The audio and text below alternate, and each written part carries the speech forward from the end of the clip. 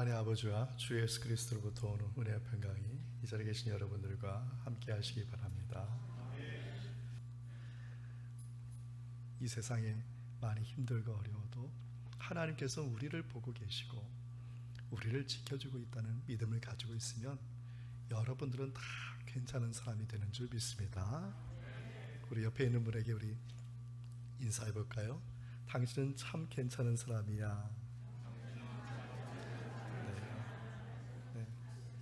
자기 가슴에다 손을 얹고 얘기해 보겠습니다. 나도 참 괜찮은 사람이야. 꼭 이럴 때 목소리가 커져요. 다시 옆에 있는 분한테 당신은 꽤 괜찮은 사람이야. 예.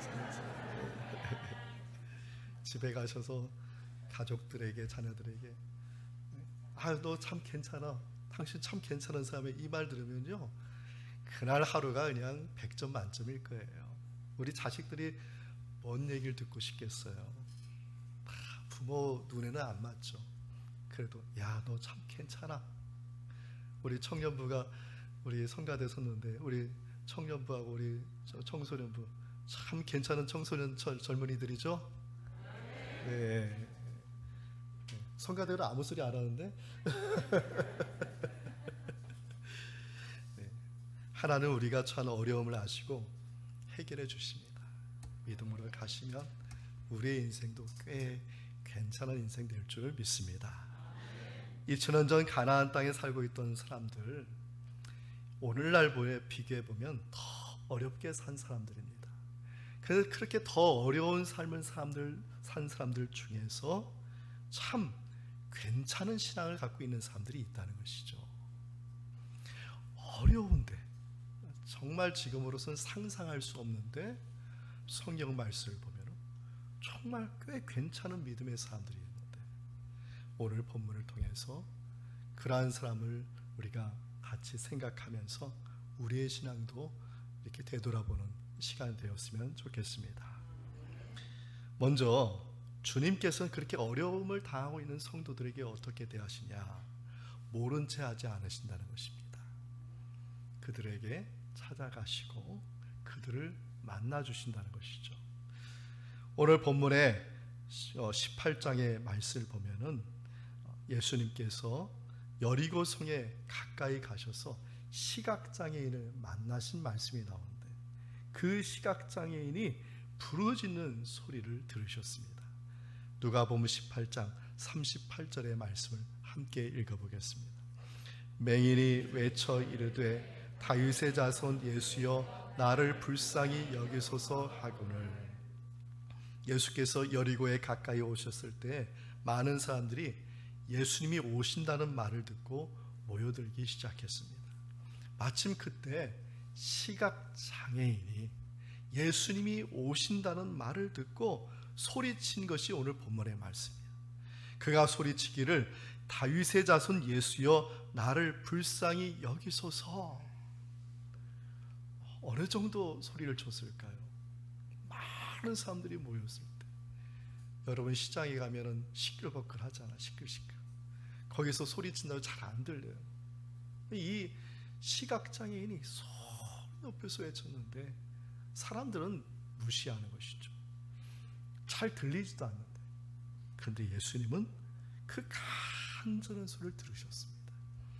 그리고 가시던 길을 멈추고 그를 불러오라고 하셨어요. 그리고 그에게 물었습니다. 내게 무엇을 너희 내게 무엇을 하여 주기를 원하느냐? 그때 장애인은 예수님이 고쳐주실 것을 믿고 간절하게 말했습니다. 내가 보기를 원하나이다.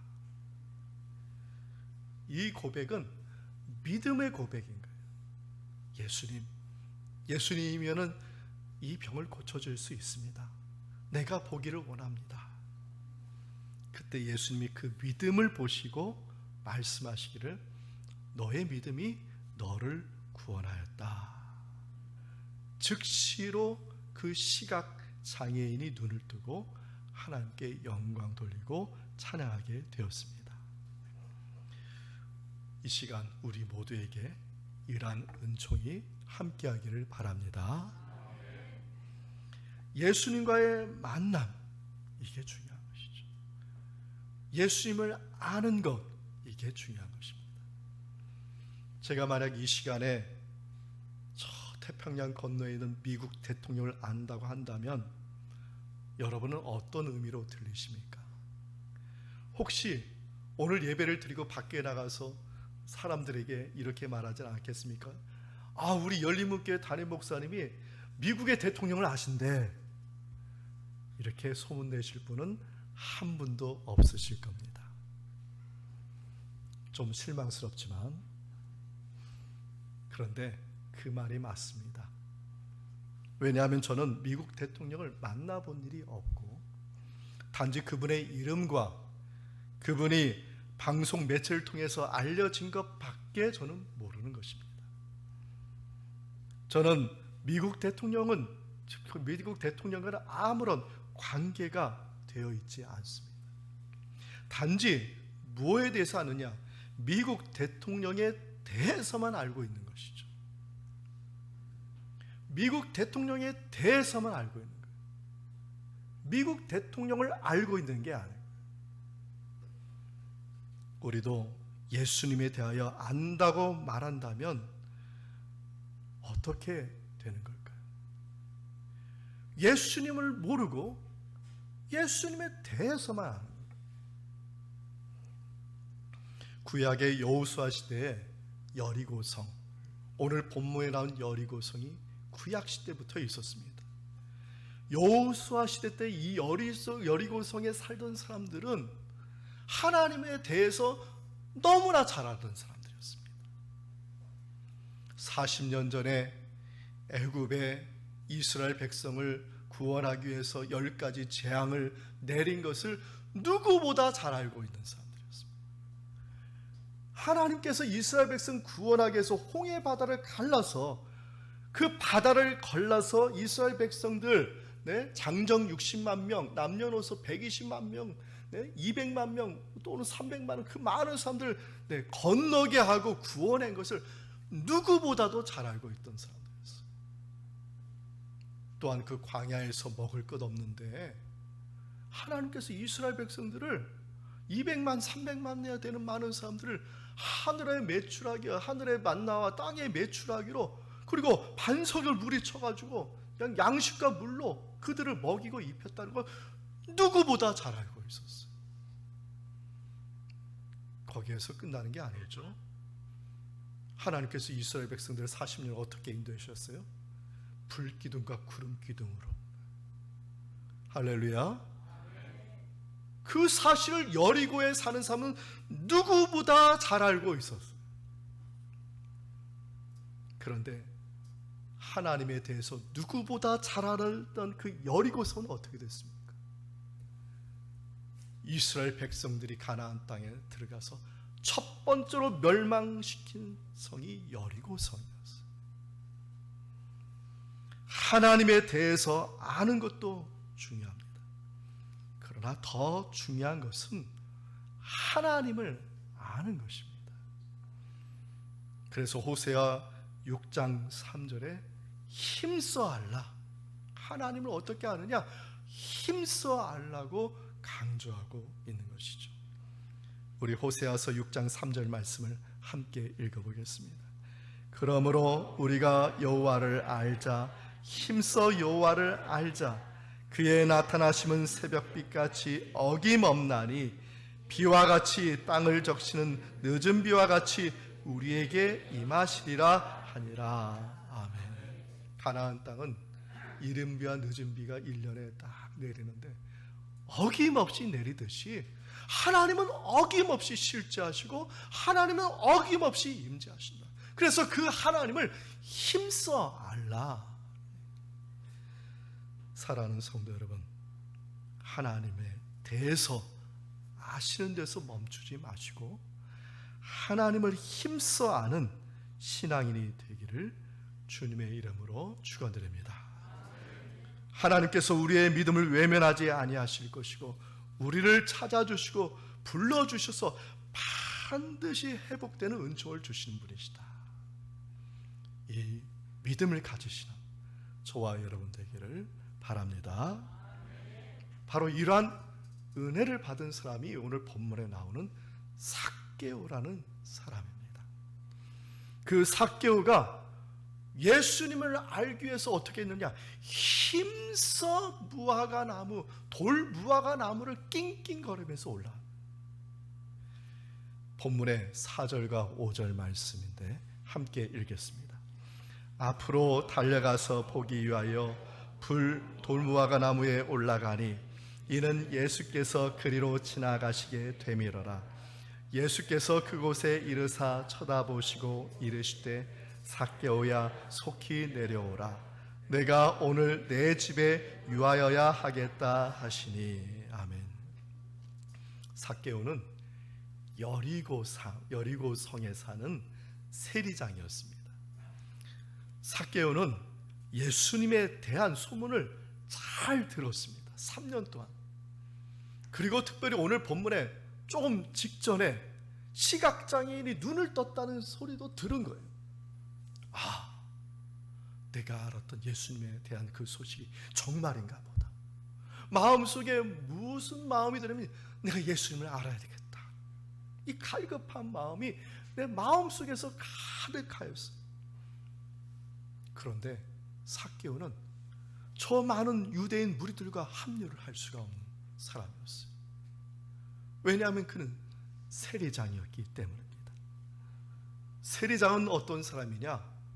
세리장은 여러 세리들을 고용을 해가지고 그 세리들이 세금을 가져오는 걸로 부를 축적하는 사람이에요. 유대인들의 고혈을 빼는 사람.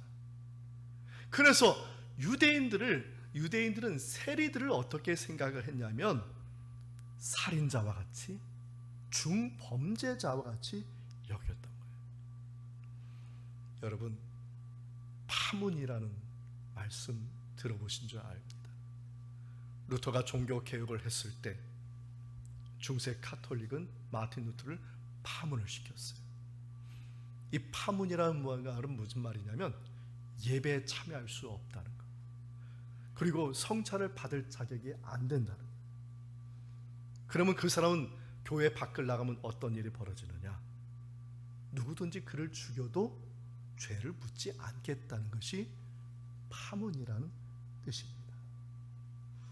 삭개오는 단지 죽임을 당하지 않을 뿐이지 사람들로 하여금 모든 과실을 받는 그런 사람이었어요. 이 삭개오가 예수님에 대해서가 아니라 이제 예수님을 알아야겠다는 그 마음을 가지고 힘써 무화과 나무, 키도 작다고 하잖아요. 그 작은 사람의 그 키, 나무를 얼마나 낑낑거렸겠어요. 그 나무에 올라가서 그는 예수님을 멀찌감치 예수님을 보기를 원했던 것입니다. 신명기 4장 29절의 말씀 우리 함께 읽어보겠습니다.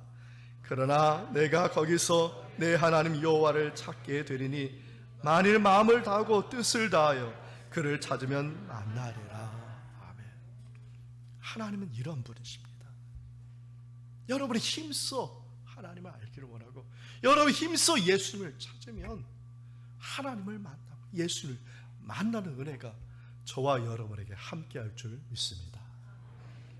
과거 남아프리카 공화국에서는 백인만 예배드리는 교회가 많았다고 합니다. 어느 주일에 한 흑인이 교회에 들어갔는데 그런데 흑인은 출입할 수 없다고 쫓겨남을 받았습니다. 주일 예배 시간에 이 사람이 어디 갈 데가 없어서 교회 앞에 앞마당에서 서성거렸던 것이죠. 거기서 아마 마음으로 예배를 드리려고 하지 않았을까. 근데 한참이 있는데 어떤 사람이 교회에 앉으라고 그 앞에서 계속 서성거리는 거예요. 근데 피부색을 보니까 자기와 같은 흑인은 아니었어요. 누군가 이렇게 막 봤더니 어디서 많이 보는 얼굴이야. 누구였냐면 예수님이셨습니다. 그래서 흑인이 예수님께 물었어요. 당신은 왜 예배에 참석하지 않느냐고. 당신은 피부색이 나와 같은 흑인이 아닌데 어서 들어가서 예배를 드리라. 그랬더니 예수님이 이런 말씀을 하셨다고 합니다. 나도 백인이 아니어서 들어가지 못하고 있다. 교회는 예수님에 대하여 알기를 원하는 사람들의 모임이 아닙니다. 신학적인 정보, 성경 해석의 정보, 단어의 의미, 그걸 알려고 오는 것이 아니에요. 누구보다 잘 알아서 밖에 나가서 예수님에 대해서 소개할 수 있는, 물론 좋죠. 그런데 교회는 어떤 곳이냐? 예수님을 만나기를 사모하는 사람들이 모이는 곳이라는 것이죠. 예배는 예수님을 만나는 시간이고 예수님을 만나는 은혜의 장소라는 것입니다. 여러분, 십자가에 달려서 돌아가시고 예수님께서 3일 만에 부활하시고 나서 어떻게 하셨어요? 제자들을 만나 주셨죠. 우리가 예수님에 대하여 아는 것에 만족하고 지식적인 것에 만족하고 우리가 살아가고 있다면 우리는 남아프리카 공화국의 백인 교회 이야기와 다를 바가 없을 것입니다. 예수님이 없는 예배, 예수님이 없는 삶. 그래서 마이클 그리피스라는 분이 이런 말을 했어요. 오늘날의 교회는 어떤 것이냐? 오늘날의 교회는 영적 기억 상실증에 걸린 교회이다. 예수님을 잊어버리고 산다는 것이죠. 오늘날 많은 교회들이 예수님을 잊어버리고 예수님에 대해서만, 교회에 대해서만, 복음에 대해서만, 예수를 만나야 되는데 만나진 않고 그 관계 안에 그 교제에 들어가야 돼. 예수님과 교제를 나눠야 되는데, 그래서 우리가 상징적으로 성만찬, 떡과 포도주를 나누는 것인데, 말씀을 듣는 것인데, 다들 영적인 기억 상실증에 빠져서 세상에 나가서 똑같이 기억 상실증이 걸린 그런 환자처럼 살아가고 있다는 것입니다. 중요한 것은 주님을 아는 것입니다. 주님과의 관계 안에 들어가는 것입니다. 우리 주님은요, 언제든지 어떤 죄인이든지 주님의 관계 안에 들어오기를 초청하는 분이신 줄 믿습니다. 오늘 본문의 삭개오도 마찬가지, 엄청난 죄, 살인죄와 관계되는, 그에 합당한 죄인으로 여김받은 사람. 그런데 그에게 오늘 본문 5절에 뭐라고 하셨어요? 그 나무 아래 다가가서 삭개오야 부르면서 뭐라고 얘기했냐면, 속히 내려오라, 내가 오늘 내 집에 유하여야 하겠다. 여기서 유한다라는 말은 잠시 머물고 간다는 뜻이 아니라 헬라어 뜻은 뭐냐면 영원히 머물겠다. 할렐루야. 영원히. 지금 예수님이 지금 삭개오를 초청하는 것, 나와 영원히 함께 교제 안에, 만남 안에, 동해 안에 서지 않겠느냐. 삭개오가요, 그 말에 즉시 나무 아래 내려와서 예수를 아주 기쁘고 즐겁게 영접하였다. 사랑하는 성도 여러분, 오늘 이 시간 여러분, 우리 가운데 임하시는 예수님을 정말 기쁘고 즐거운 마음으로 영접할 수 있다. 예수님에 대해서 아는 것은 이제 더 이상 필요 없습니다. 예수님을 영접하고 예수를 만나서 예수님을 아시는, 그 예수님을 통해서 정말 공급해서 은혜와 복을 누리시는 저와 여러분 되기를 주님의 이름으로 축원드립니다. 영접하고 났는데 이 삭개오에게 전혀 상상할 수 없는 일이 벌어졌어요. 이것은 삭개오가 지금까지 살면서 생각해 보지도 않은 일이에요. 근데 예수를 영접하고 나서 어떤 고백을 하는지 오늘 본문 8절을 다시 한번 읽어보겠습니다. 삭개오가 서서 주께 여짜오되 주여 보시옵소서. 내 소유의 절반을 가난한 자들에게 주겠사오며 만일 누구의 것을 속여 빼앗은 일이 있으면 내 갑전이나 갚겠나이다. 아멘. 세리장은요, 원래 돈이 많은 사람, 세리장 되기 전에 어떤 사람이 세리장이 되느냐? 최고의 갑부가 되는 겁니다. 가나안 땅에 몇 안 되는, 3-4명밖에 안 되는 최고의 갑부들이 지역을 돈으로 주고 사서 로마에 바치고, 그리고 그 지역의 세금을 걷고 이윤되는 30%의 또 이윤을 거둬가지고 그것으로 부를 착복하는 사람들. 완전 가나안 땅에서 돈으로 얘기하면 갑인 사람들. 그리고 그 돈을 더 계속해서 벌어들이는, 축적하는, 그러니까 뭐 부러울 것이 없는 그런 사람이 세리장이에요. 근데 이 세리장이 어떤 고백을 합니까? 첫째는 자신의 재산의 절반을 가난한 자에게 나눠주겠다. 엄청난 재력을 갖고 있는데 그 재력의, 그 돈의 재산의 절반을 누구에게 주겠다고요? 가난한 자에게 주겠다. 그럼 여러분에게 문제 드리겠습니다. 그럼 재산은 얼마나 남았습니까? 네, 반절 남았죠. 어느 정도인지 모르겠지만. 근데 그 반절을 또 어떻게 쓰느냐? 이렇게 말합니다. 남에게 속여서 빼앗은 것이 있으면 몇 배를 갚는다고요? 4배를 갚겠다. 앞서 말씀드렸죠? 이 세리장이 하는 일은 악독한 일입니다. 돈을 벌기 위해서 사람들의 등골을 뺏어먹는.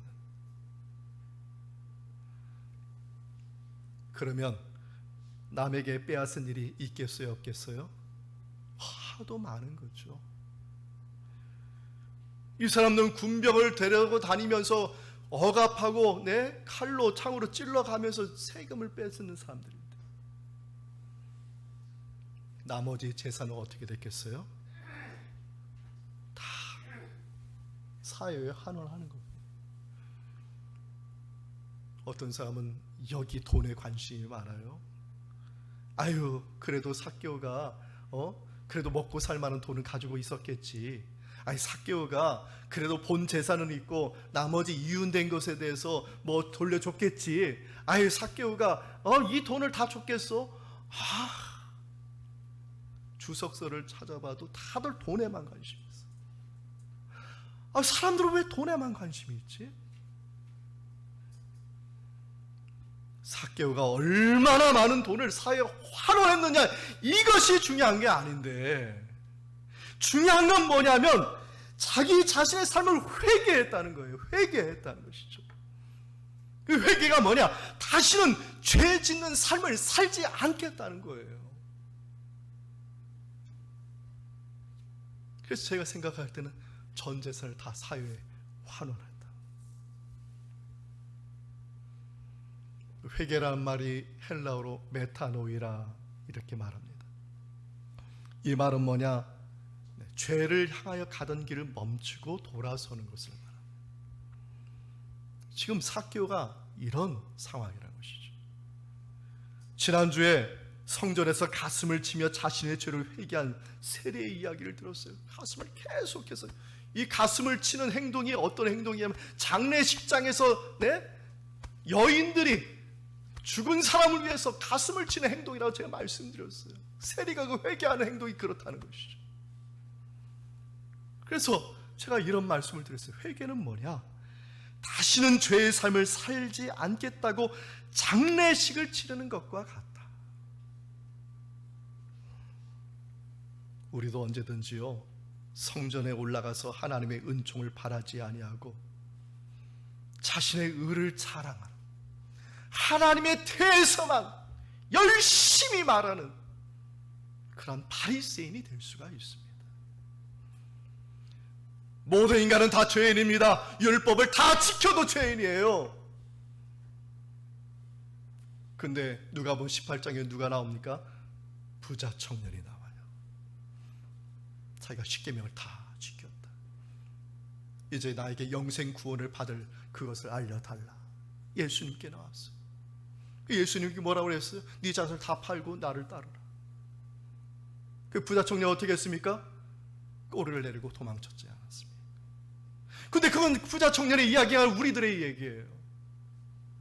우리들의 얘기. 예수님에 대해서는 그렇게 많이 안다고 말하면서 정작 예수님을 만났냐는 거예요. 예수님을 만났냐는 거예요. 예수님과 교제한다는 거예요. 요새 예수님과 교제도 안 하면서.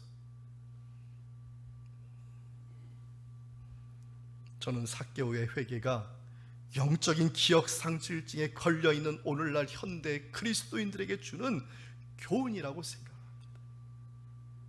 다들 영적인 기억 상실증에 걸려있는 환자가 되어버렸어요.